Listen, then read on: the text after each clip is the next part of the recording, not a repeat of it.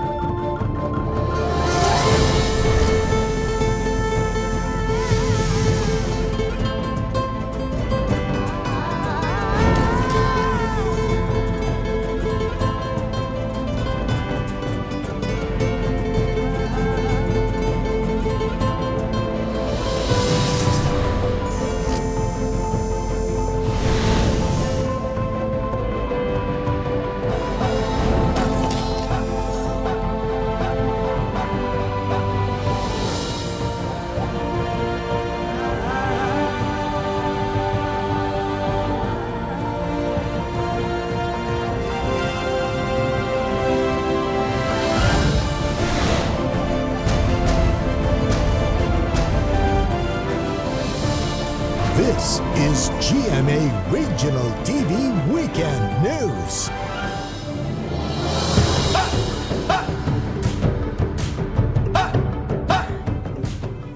Good afternoon. This is your GMA Regional TV Weekend News, the biggest, the latest as local news matters. Jasmine Gabriel Galban. I am CJ Torida. Joanne Punsoy, broadcasting live from the GMA complex in Davao City. This afternoon, we will be joined by GMA RTV Dagupan Balitang Amyanan correspondent King Guevara.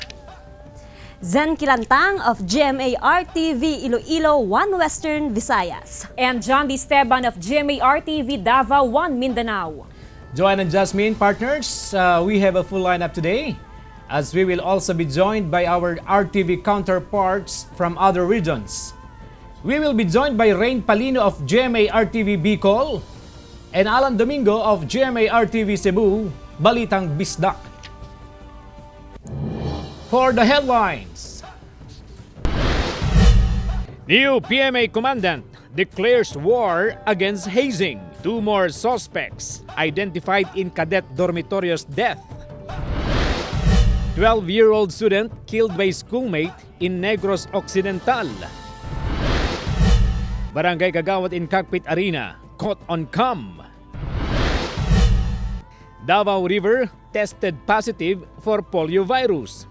Health offices intensify campaign against polio.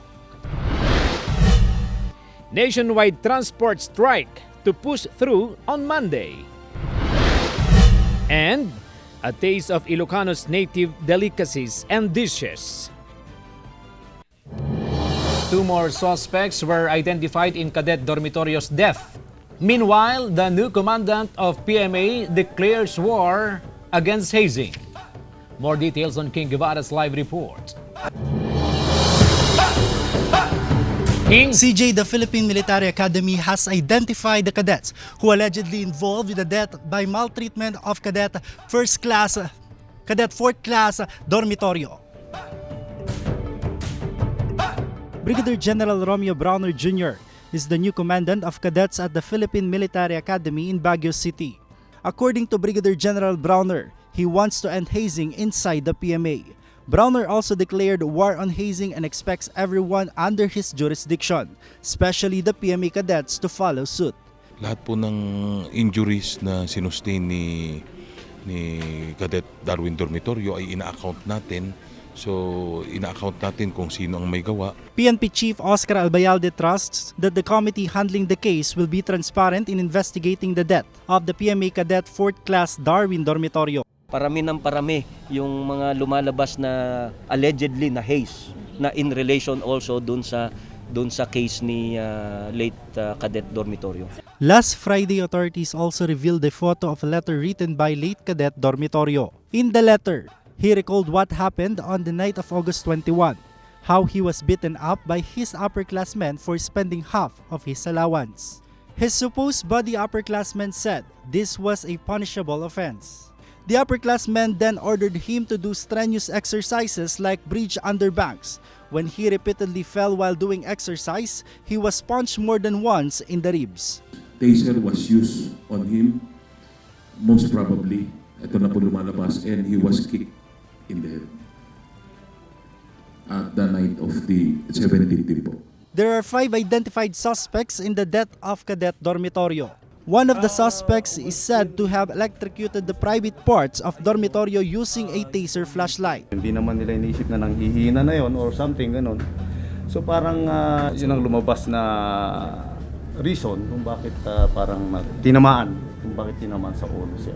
Parang imbes na, yung paa ang ginamit daw. 14 witnesses including 2 PMA staff already gave statements to Baguio City Police Office. CJ, the authority will file criminal cases against the involved person in connection with Darwin Dormitorio case. Back to you, CJ. Thank you, King Guevara. Casing victim Cadet Darwin Dormitorio finally laid to rest. The family is determined to press charges against all involved in the cadet's untimely death. Clyde Macascas files this report.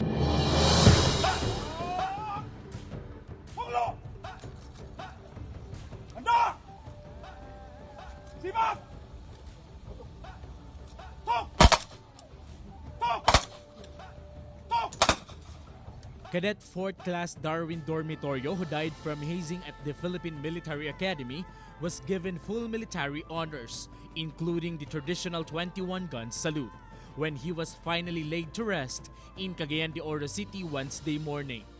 A large crowd joined the burial service and paid their last respects to the young cadet who had simply dreamed of becoming a soldier. Family and members took turns in honoring the memory of Darwin. Darwin's 9-year-old cousin cried so hard that she was unable to finish her speech.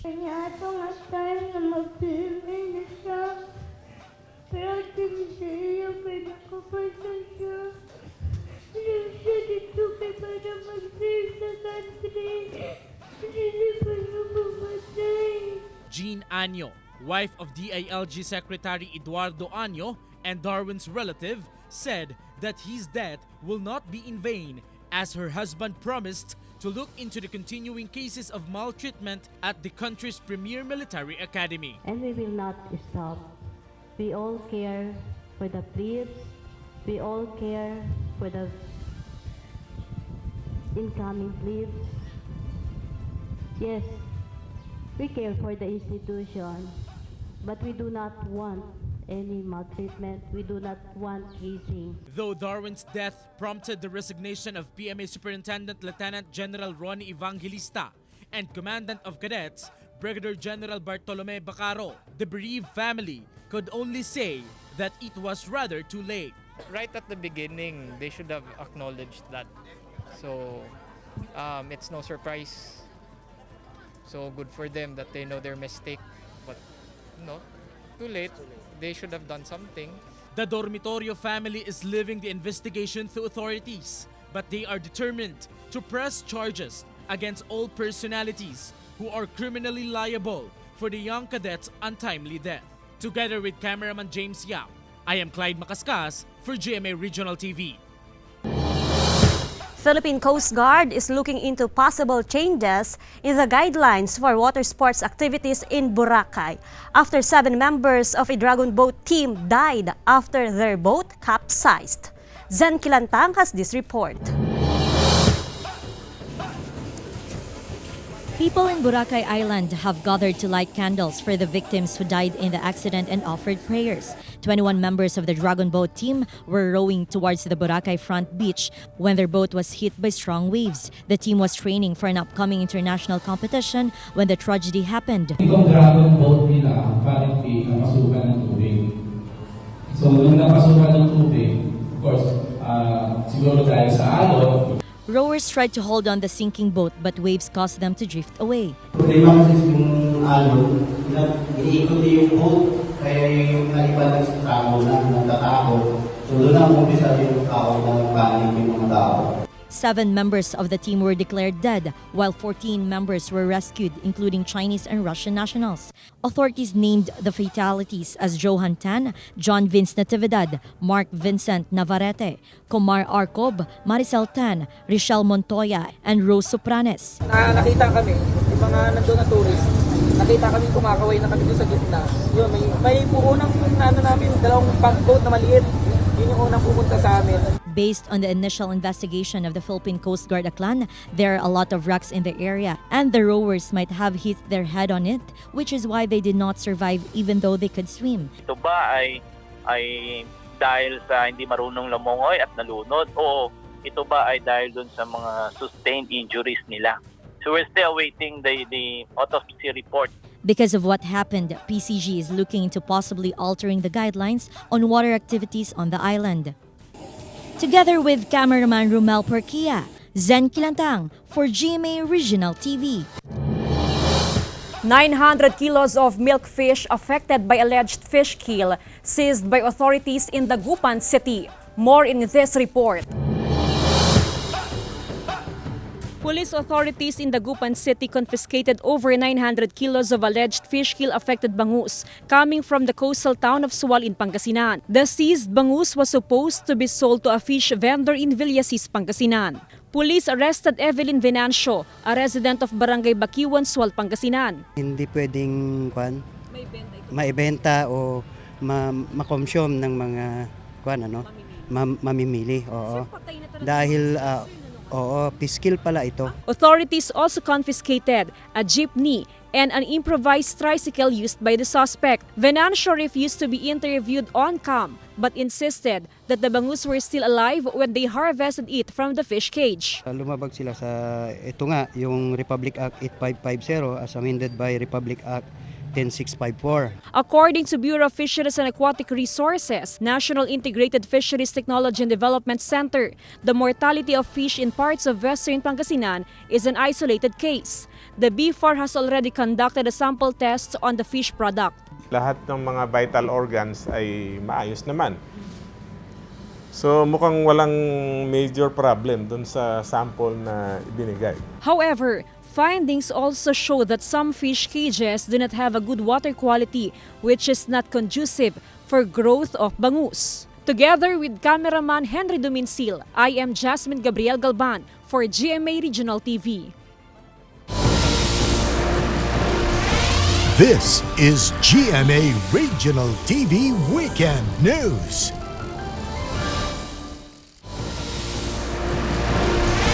This is GMA Regional TV Weekend News. Thousands of jeepney drivers and operators will band together for a nationwide transport strike on Monday. Zen Kilantang will give us the details live. Zen? John, an estimated 95% of transport groups in the city and province of Iloilo will join the transport holiday. Various transport groups in Iloilo will join a nationwide strike on Monday in connection with the phasing out of jeepneys 15 years old and older as part of the government's transport modernization program. Gusto naton ipakita sa gobyerno ang mabaskog naton nga pagpamatok nga kung sa DNT, kung hindi kita subong panindugan, sino pa ang saligan naton para magpanindugan sa aton kausa. According to Piston Panay, the transport strike will be from 12:01 a.m. until 11:59 p.m. Members of the Tricycle Drivers Association also commit to join the strike. According to Western Visayas Transport Coalition, they will not join the protest after they were told by Office of Transportation Cooperatives that joining the strike will mean an automatic revocation of their accreditation. Suspension of classes in both public and private schools in all levels in Iloilo City has already been declared. In Negros Occidental, around 7,000 jeepneys will also join the transport strike. Local transport groups say that their protest will be from 5 a.m. to 6 p.m. Meanwhile, some major transport groups in Pangasinan are also set to join the nationwide transport strike. Aside from protesting the government's jeepney modernization program, they also seek approval for a fare increase due to oil price hike. However, the LTFRB Region 1 reminds drivers and operators of possible consequences of joining the protest. Otherwise, they will face sanctions like say fine, payment of fine, cancellation or suspension or revocation of franchise. In Cebu, Piston Group will not join the strike but will hold a protest rally in front of the LTFRB 7 office. According to them, the phase-out is targeting small-time drivers and operators who have no resources to buy new vehicles, unlike big cooperatives who can afford to modernize. John Alianza Contra Phase-Out appealed for public support to the September 30 transport strike. John? Thank you, Zen Kilantang. 2 pedestrians were hit by a van while crossing the street in Iloilo City. One reportedly died. More in Daryl Sarmiento's report. 69-year-old Nympha Hisog was crossing the street in Barangay Balabaguharo, Iloilo City, together with her 27-year-old niece, GM Gamarcia, when a van suddenly hit them. The impact caused the victims to fall and tumble over. The van stopped for a few seconds but sped away from the scene. Sige ng laga niya, kaya ang damage ang salakyan, doon di bunggo katao mo. Hisog died on the spot while Gamarcia was brought to the hospital. The driver, identified as 27-year-old Kent Tubiled, later surrendered to the police. Wala man siya nakainom, istorya ko sa. Wala mo ko kapanimaho siya. A driver died after hitting a tree and a wall of a private residence in Barangay Bulata, Kawayan, Negros Occidental. The driver of the gray pickup was identified as Noe Dehilio. His 5-year-old daughter was also injured together with 3 other companions.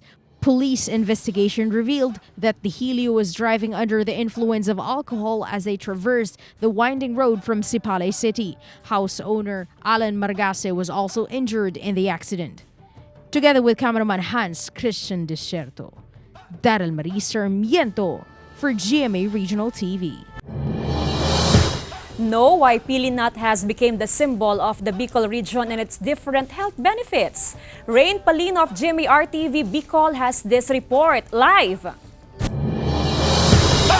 Rain? Yes, Jasmine, pili nut is one of the Bicol region's symbolism. As they say, traveling to Bicol without trying the pili nut delicacies is not a complete experience.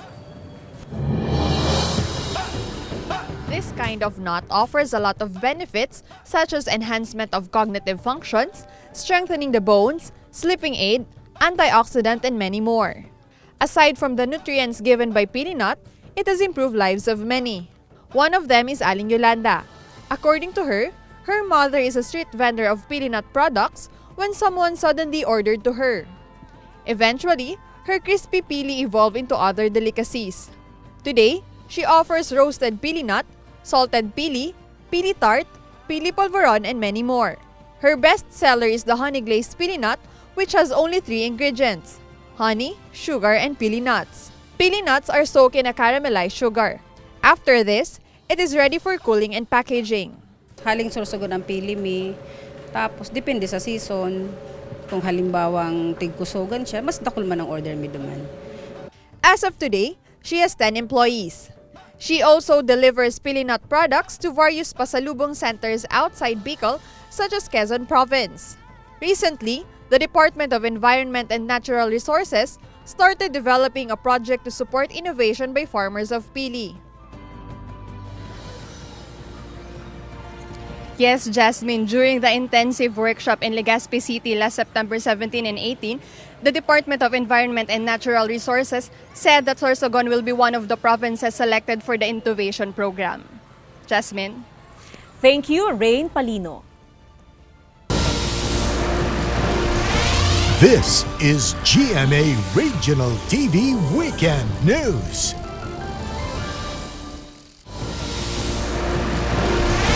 This is GMA Regional TV Weekend News. A 12-year-old student was killed by a schoolmate in Talisay City, Negros Occidental. Adrian Prietos has more. The quiet seaside community of Sitio Mambukog in Barangay Zone 16, Talisay City was disturbed after a fight among youngsters led to the death of a 12-year-old boy. The parents of Arnel Braza could not hold back their tears as they look at the casket of their grade 7 child. Silikutan ay ganiya na nagkisumbago kung kastigo ang bata ko, sir.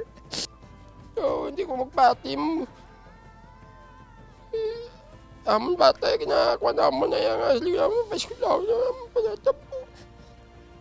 According to the brother of Arnel, they were laughing at a friend, and the suspect, 18-year-old Joseph Durable, thought he was the one being mocked as he passed by. Pundo si Arnel sa sen, din gilagan ni Jeep ka nagwa di sa sa likodo sa kutsilyo. Ing patapek sir na sa sen kagibuno. Both the suspect and the victim are students of the Rafael B. Lacson Memorial National High School in Talisay City. Pati sa sklan, sir, ginabuli ko nila, ginagad ko nila, sir, magpungulay, sir. Hindi man ako magbato, sir. Police say the suspect used a 9-inch knife to stab the victim on his left abdomen. The child died after more than 2 hours of struggling for his life at the hospital. Ngayon open sila sa ato as a parent para nga kung ano ang ilang mga problema sila nga eskwelahan o kung sila mga friends, matagaan pa sila sa mayong advice. Durable is facing murder charges while the family is keen to pursue the case to give justice due to Arnel. Together with cameraman Reynald Castillo, I am Adrian Prietos for GMA Regional TV. A barangay kagawad in Calasiao, Pangasinan was caught on cam while inside the cockpit arena. The video, which was uploaded in social media, draws attention from netizens. More in this report. An amateur video of a concerned citizen shows Barangay Kagawad Eduardo La Fortesa inside a cockpit arena while holding his rooster ready for a fight. He even kissed the fighting cock. When the cockfight started, La Fortesa removed his shoes, shirt and pants. La Fortesa even jumped and danced. The said video was posted in social media and criticized by netizens, especially that government officials are not allowed inside a sabungan or cockpit arena. La Fortesa negate with the news team's interview. However, the Barangay Council of Poblacion West already called his attention about the incident. According to the barangay chairman, Kagawad La Fortesa took off his clothes as part of a good luck tradition. Sa tuwang-tuwa niya sa nalalong manok niya, kaya siya nagawa yun. Video, alam mo na yung paglalagyan sa video na kainom. Alam mo na yung nakainom na lalaki kung ano-ano, naisipan na gagawin na ba kung ano-ano. The local government operations office of Calasiao already summoned La Fortesa. Under Republic Act 6713, hindi pwedeng any government official or employee na pumasok sa sabungan, sa casino or anumang pasugalan. Bawal yun sa aming mga nasa gobyerno. Ay yung naghubad, mas lalo na kasi unbecoming of an official yun. To think na ang mga officials natin ay honorable. Sa ginawa niya, parang ginaw niya ang mga local officials natin dun sa ginawa niya. The LGOO is still waiting for formal complaint before taking an action against La Fortesa. Ganito lang kasi yun, no complaint, no case tayo ha. So, kung meron magko-complain doon sa ginawa niya, definitely, baka pwede pa siyang matanggal sa kanyang posisyon. Together with cameraman Jing Dakanay, I am Joan Punsoy for GMA Regional TV. Despite the plan of the National Historical Commission to replace the iconic statue of Dato Lapu-Lapu with one depicting the natives under Lapu-Lapu's command, Mayor Junard Ahong Chan said that due attention must be given to the statue of the first Filipino hero. Balitang Bisdak Alan Domingo for the live report. Alan. CJ, the bronze statue of Dato Lapu-Lapu at the Liberty Shrine in Barangay Mactan was erected in his honor for being the tribal leader who defeated Ferdinand Magellan and his men in 1521. However, the National Historical Commission of the Philippines is planning to replace the statue with a more detailed tableau. Lapu-Lapu City Mayor Junard Ahong Chan confirmed that he has already received communication from the National Historical Commission of the Philippines, or NHCP, regarding their plan to replace the statue of Lapu-Lapu with one depicting local warriors who fought in the Battle of Mactan. The NHCP insisted that it was not Lapu-Lapu alone who fought off the Spaniards who wanted to invade the country, but rather a collective effort by the Mactan Dato and all of those under his command. But according to the mayor, The said plan is not yet final because Lapu-Lapu City also has a quincentennial committee in charge of the preparations for the 500th year commemoration of the victory of the Filipino people. For Mayor Chan, he wants to place a much bigger statue of Lapu-Lapu, similar to the Statue of Liberty, to give more importance to Lapu-Lapu's leadership. As to the other warriors and companions of the first Filipino hero, they can be placed in a museum. Basta kita ang ato ang buhaton nga sa kinatibuk-an nga makahatag og emphasis para ni Lapu-Lapu. Kay si Lapu-Lapu ba gid ang ato ang pasidunggan ani, di ba? Lapu-Lapu City Lone District Congresswoman Pastor Daza has not yet issued a statement regarding this matter. CJ, should the plan push through, the 10-foot statue of Lapu-Lapu will be replaced as the country commemorates the 500th anniversary battle that killed Ferdinand Magellan. CJ. Thank you, Alan Domingo. This is GMA Regional TV Weekend News.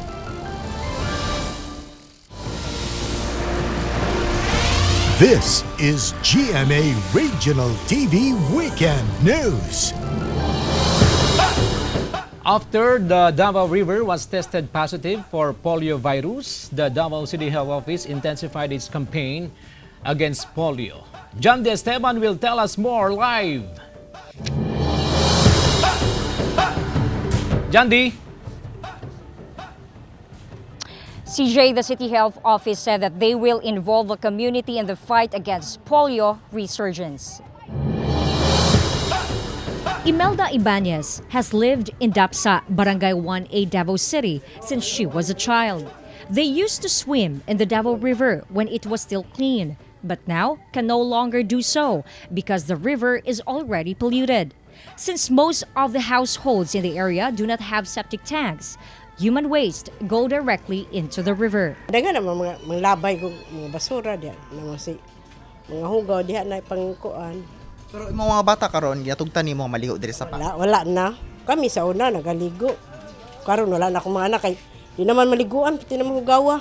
The Research Institute for Tropical Medicine confirmed the presence of poliovirus in the Davao River after conducting sampling and testing last month. The waterways within the 10-kilometer radius of the river are also considered contaminated. But the Davao City Water District has assured the residents that the water it has been serving to concessionaires is safe from the said virus. Most of our water sources naman is naa sa groundwater, which is kung tanaw na to in terms of susceptibility sa contamination, mas layo siya kumpara sa surface water source. With this, local government of Davao City has intensified its campaign against polio. Earlier this week, the City Health Office conducted a polio prevention and control forum, attended by barangay officials in coastal barangays, as well as resort and hotel owners. CHO warns the public to refrain from swimming in the river and pools. Unsa man ang transmission?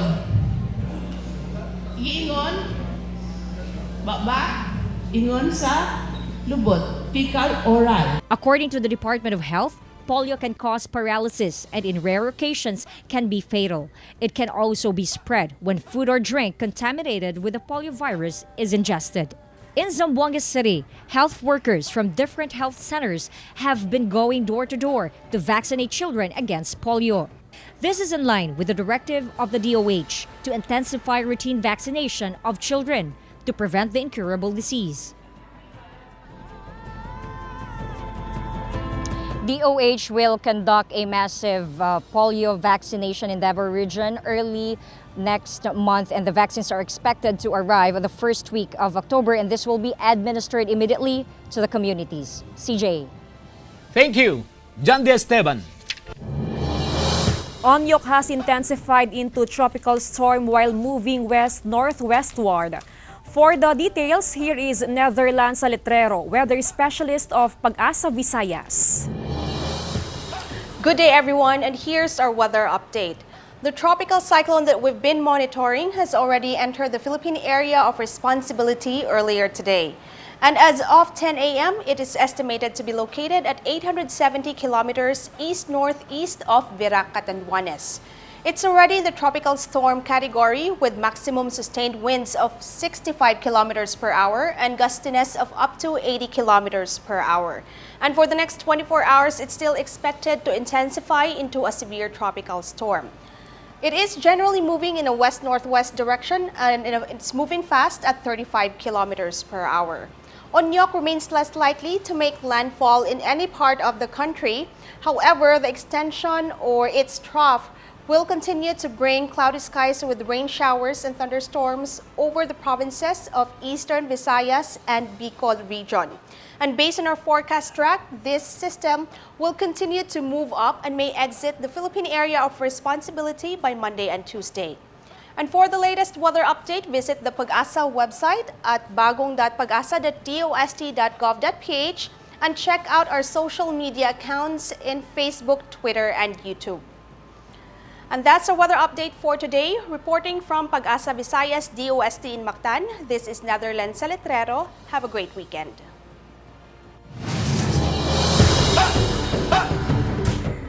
Let us satisfy our taste buds with these native delicacies and dishes in Ilocanja. Indulge with Ivy Hernandez's report. The province of Ilocos is not only known of its heritage sites and culture, they're also known for their native delicacies. Here's a list of their unique food that satisfies every Ilocanos and even tourists for decades. Some restaurants offers empanada with a twist, like cheesy empanada, garlic spicy empanada, and longanisa overload, which is quite similar to authentic empanada. Next on our list, the crispy bagnet, an Ilocano version of lechon kawali, a pork belly boiled and fried until it is crispy. The town of Narvacan, Ilocos Sur celebrates their Bagnet Festival every December with street dancing competition showcasing their town product, Bagnet. If Manileño has bulalo and pinikpikan in Mountain Province, Ilocos Sur presents their favorite breakfast, sinanglaw. Sinanglaw is cooked with beef meat and internal organs, quite similar to pinapaitan. For the most famous Filipino chicken soup, we have tinola. But Ilocanos have their own version, the sapsapuriket. Just like the process of cooking tinola, Ilocano makes the chicken blood on its soup.